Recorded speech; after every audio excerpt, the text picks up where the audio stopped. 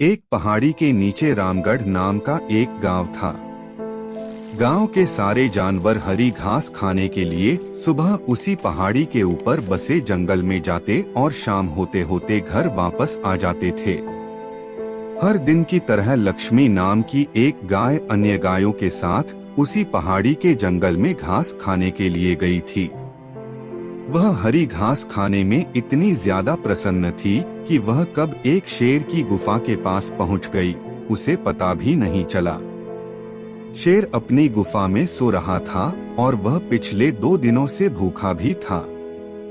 जैसे ही लक्ष्मी शेर की गुफा के पास पहुंची, गाय की खुशबू से शेर की नींद खुल गई।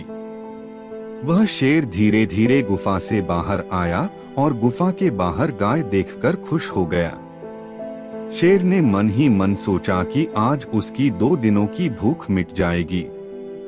वह इस तंदुरुस्त गाय का ताजा मांस खाएगा और यह सोचकर उसने एक तेज दहाड़ लगाई। लक्ष्मी शेर की दहाड़ सुनकर डर जाती है। जब वह अपने आसपास देखती है तो वहां दूर दूर तक उसको कोई भी दूसरी गायें नहीं दिखी। जब वह हिम्मत करके पीछे मुड़ी तो उसे सामने शेर खड़ा हुआ दिखाई दिया। उस शेर ने लक्ष्मी को देखकर फिर से दहाड़ लगाई है और लक्ष्मी से कहा, मुझे 2 दिनों से कोई शिकार नहीं मिल रहा था, मैं भूखा था। शायद इसलिए भगवान ने मेरा पेट भरने के लिए तुझे मेरे यहाँ पर भेजा है। आज मैं तुझे खाकर अपनी भूख मिटा लूंगा। शेर की बात सुनकर लक्ष्मी डर जाती है। वह रोते हुए शेर से कहती है, मुझे जाने दो, मुझे मत खाओ। मेरा एक छोटा बच्चा है जो अभी सिर्फ मेरा ही दूध पीता है और उसे घास खाना अभी तक नहीं आया है। लक्ष्मी की बात सुनकर शेर हंसते हुए कहता है, तो क्या मैं अपने हाथ में आए शिकार को ऐसे ही जाने दूं? मैं तो आज तुझे खाकर अपनी 2 दिनों की भूख मिटाऊंगा। शेर के ऐसा कहने पर लक्ष्मी उसके सामने रोने लगी और विनती करते हुए कहती है कि आज मुझे जाने दो। मैं आज अपने बछड़े को आखिरी बार दूध पिला दूंगी और उसे बहुत सारा प्यारा करके कल सुबह होते ही तुम्हारे पास आ जाऊंगी। फिर तुम मुझे खा लेना और अपना भूखा पेट भर लेना। शेर लक्ष्मी की यह बात मान जाता है और धमकी देते हुए कहता है कि अगर कल तू नहीं आई तो मैं तेरे गांव आऊंगा, फिर तुझे और तेरे बेटे दोनों को खा जाऊंगा। लक्ष्मी शेर की यह बात सुनकर खुश हो जाती है और शेर को अपना वचन देकर गांव वापस चली जाती है।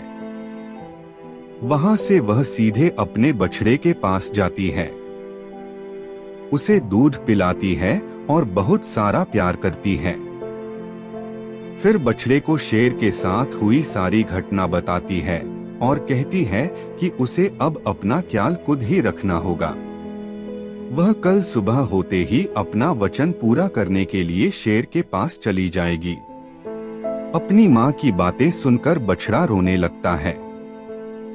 दूसरे दिन सुबह होते ही लक्ष्मी जंगल की तरफ निकल जाती है और शेर की गुफा के सामने पहुंचकर शेर से कहती है, अपने वचन के अनुसार मैं तुम्हारे पास आ गई हूँ, अब तुम मुझे खा सकते हो।